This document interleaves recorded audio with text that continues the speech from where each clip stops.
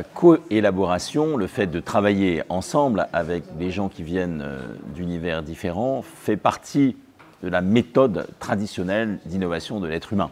Ça ne date pas d'hier et les stratégies de chasse de nos ancêtres Homo sapiens étaient aussi des stratégies co-élaboratives qui permettaient d'associer des individus pour obtenir un résultat optimum.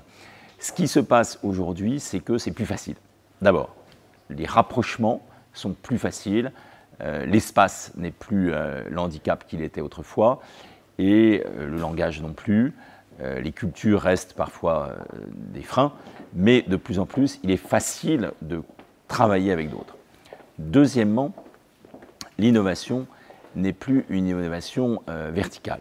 C'est une innovation qui va chercher dans les opposés des éléments nouveaux qui vont être intégrés dans une entreprise. Par exemple, dans le secteur du luxe, eh bien, les designers commencent à travailler avec des artistes contemporains, des artistes qui sont très éloignés de la fabrication d'un sac à main ou d'une paire de chaussures.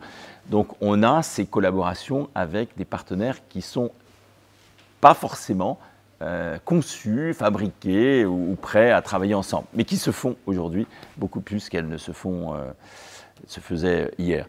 Donc c'est devenu une méthode un peu générale d'élaboration, et je pense qu'en France, où les gens sont relativement proches les uns des autres, où on a une éducation qui est une éducation de bon niveau, où on a une culture d'ingénieurs, donc de gens qui sont habitués à des process, à une certaine rationalité, nous sommes un pays qui peut tout à fait développer, à partir des outils dont il dispose, une culture de collaboration. Après, nous sommes aussi un pays dans lequel nous avons une culture hiérarchique, une culture de la verticalité, et qui est un obstacle. Et c'est important que dans les entreprises, eh bien, cette mutation se fasse d'un management vertical vers un management beaucoup plus d'équipe, et qui permet d'élargir cette notion d'équipe à l'extérieur du périmètre de l'entreprise, en y incluant à la fois l'amont et l'aval. Oui, les entreprises et les entrepreneurs en particulier ont besoin non seulement d'argent, mais de partenaires. Et dans la mission de ces partenaires, il y a le fait d'apporter de l'argent. C'est une des missions. Mais ce que les entrepreneurs attendent aujourd'hui est beaucoup plus large que ça. Cet accompagnement, il doit se faire dans la durée.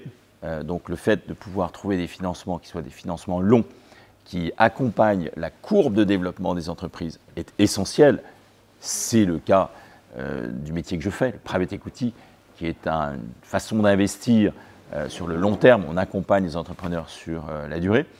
Mais ce partenariat, il doit également apporter des compétences qui peuvent être des compétences opérationnelles de l'entreprise, un savoir-faire en marketing, un savoir-faire commercial, la capacité de mobiliser un réseau, la capacité également d'apporter du management dans une entreprise en plus que des fonds pour la développer.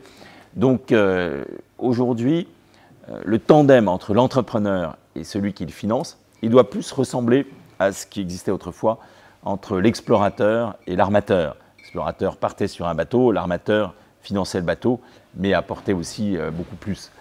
Ce couple armateur-explorateur, il est essentiel dans l'économie moderne. Un entrepreneur seul a beaucoup moins de chances de réussir qu'un entrepreneur qui est bien accompagné, notamment par un financeur qui a de nombreuses casquettes, qui a de nombreuses compétences, qui est capable de comprendre ce qui se passe à l'intérieur de l'entreprise.